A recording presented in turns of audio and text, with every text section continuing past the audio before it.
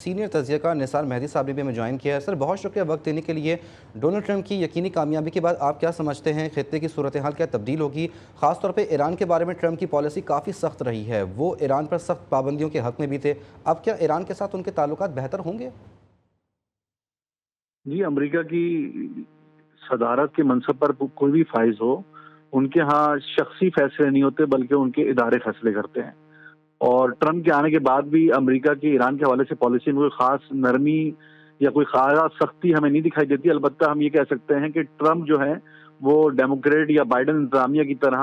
وار مانگرنگ جو اپروچ ہے اس سے ہٹ کر وہ سینکشن اپروچ کی طرف جائیں گے، پابندیاں لگائیں گے اور سختی لے کر آئیں گے۔ لیکن وہ جو جنگ کی جو صورتحال اس وقت خطے میں بنی ہوئی ہے، اور آپ کو پتا ہے کہ اسرائیل کے اندر بھی اس وقت حالات بہت خراب ہیں،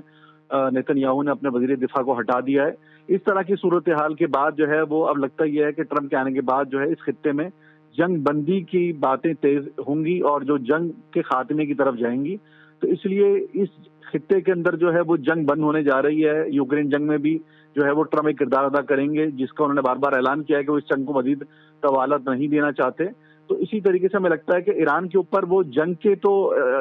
کی طرف نہیں جائیں گے، البتہ سینکشنز کے ذریعے ایران کو جو ہے وہ مزید پریشرائز کریں گے۔ جیسا آپ کو پہلے پتا تھا کہ انہوں نے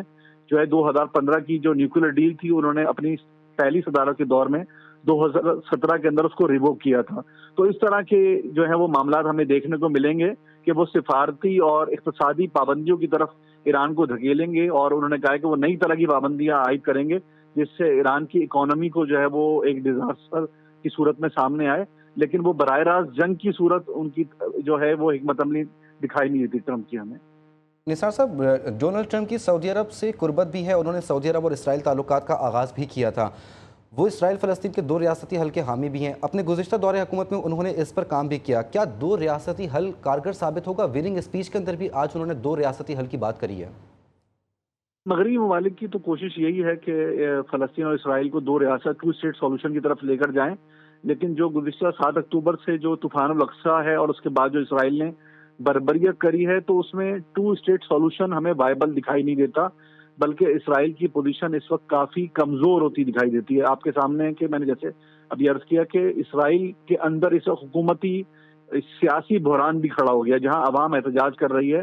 وہاں پہ سیاسی بحران بہت تیزی کے ساتھ کھڑا ہو رہا ہے۔ ان کے وزیر دفاع جو ہے ان کو مستعفی کر دیا گیا ہے۔ ابھی اطلاعات یہ ہیں کہ ان کی جو داخلی سیکیورٹی کی ایجنسی ہے شین بیٹ اور IDF جو ان کی فورسز ہیں، اسرائیلی آکوپیشن فورسز، اس کے سربراہان کو بھی ہٹانے کی بات کر رہا ہے نیتن یاہو، اور حکومت کے جو وزیر اعظم ہے وہ نیتن یاہو کو انہوں نے کل پاگل قرار دیا ہے کہ یہ جنگی جنون میں مبتلا ایک پاگل ہے۔ تو اس طرح کی صورتحال میں ہم ٹو اسٹیٹ سولوشن کے اوپر تو امریکہ کی خواہش ہو سکتی ہے، لیکن اب امریکہ کی اس خواہش کو اسرائیل عملی جامہ پہناتے ہوئے کہاں دکھائی دیتا ہے، یہ بہت مشکل ہے۔ اسرائیل اس ایک سال کے اندر بہت کمزور ہو چکا ہے۔ نیتن یاہو نے اپنی حکومت کے بچانے کی خاطر جو ایک بڑی جنگ چھیڑی ہوئی ہے مشرق وسطیٰ میں، جس سے نکلنے میں بھی ٹائم لگے گا، یعنی سیز فائر ہونے میں بھی ٹائم لگے گا۔ ساتھ ساتھ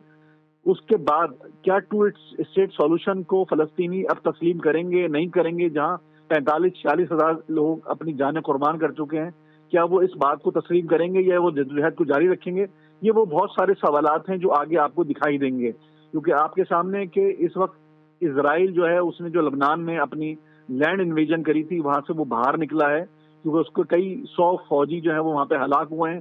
سینکڑوں جو ہیں وہ زخمی ہوئے ہیں۔ تو اسرائیل اس وقت ایک بڑی فورس جو آج سے پہلے ٹرمپ کے پہلے دور میں تھی اس فورس کی صورت میں باقی نہیں ہے، بلکہ اسرائیل جو ہے وہ ایک کمزور ریاست کے طور پر اس وقت سامنے آ چکا ہے، اور اس کو اپنی بقا کے لیے کیا اقدامات کرنے ہوں گے اور امریکہ کس طرح اس کی پشپنائی کرے گا، یہ ہمیں جو ہے وہ آئندہ آنے والے مہینوں میں ہی دکھائی دے گا۔ ٹھیک ہے، بہت شکریہ نثار مہدی صاحب، آپ ہمارے ساتھ موجود تھے اور اپنا تفصیلی گفتگو اور تفصیلی تجزیہ بھی آپ نے ہمارے سامنے پیش کیا۔